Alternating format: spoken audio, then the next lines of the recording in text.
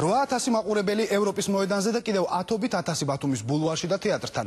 ენრიკე იგლესიასმა ქართველი მსმენელისთვის რამდენიმე მსოფლიო ჰიტი შეასრულა, მაგრამ ერთი სიმღერა გამორჩეულად ბათუმელ გოგონას მიუძღვნა.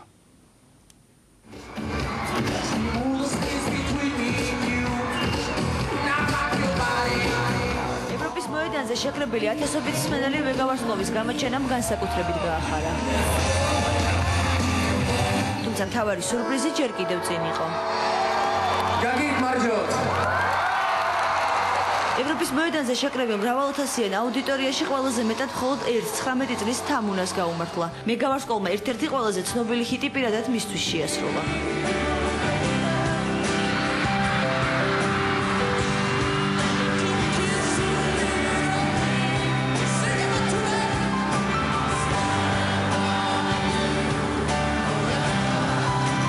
ენრიკე იგლესიას გულშემატკივარი ევროპის მოედანზე 5 საათიდან ელოდა. ზუსტად 11-ის ნახევარზე MTV-ის სცენაზე დეკორაცია მეოთხედ შეიცვალა და მსოფლიო პოპ-ვარსკვლავი ქართველი სცენელის წინაშე წარსდგა.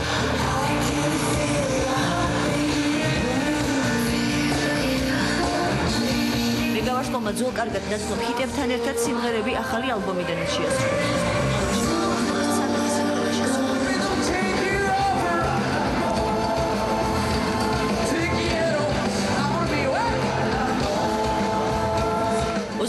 მეტრიან სცენაზე ესპანელი პოპ-ვარსკვლავის გამოჩენამდე ქართველი შემსრულებლები მღეროდნენ. კონცერტი სტეფანეს და სამი გოგოს სიმღერით გაიხსნა.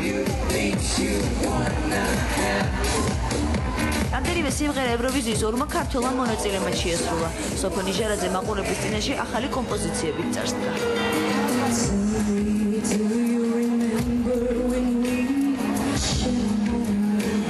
ჯგუფმა ელდრაინმა საკუთარი რეპერტუარიდან MTV-ის კონცერტისთვის 5 შეარჩია.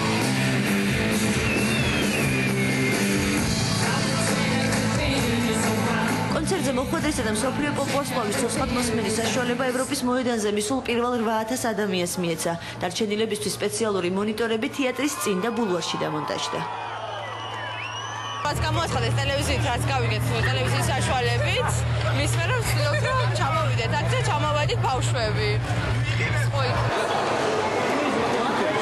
MTV მოედანზე მთავარმა სტუმარმა კონცერტის შემდეგ შთაბეჭდილებები ჟურნალისტებს გაუზიარა. ძალიან ბედნიერი ვარ რომ აქ ვარ.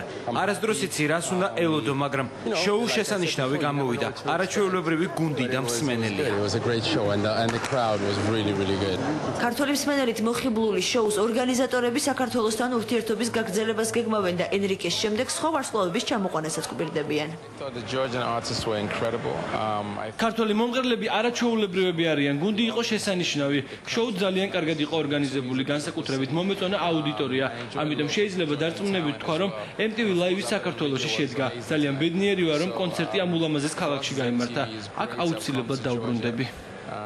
პოპ-ვარსკვლავი ბათუმის შემდეგ ახალი ალბომის პრეზენტაციას უკვე კალიფორნიაში გამართავს. ენრიკე იგლესიასმა ზღვისპირა ქალაქი გამთენიისას დატოვა.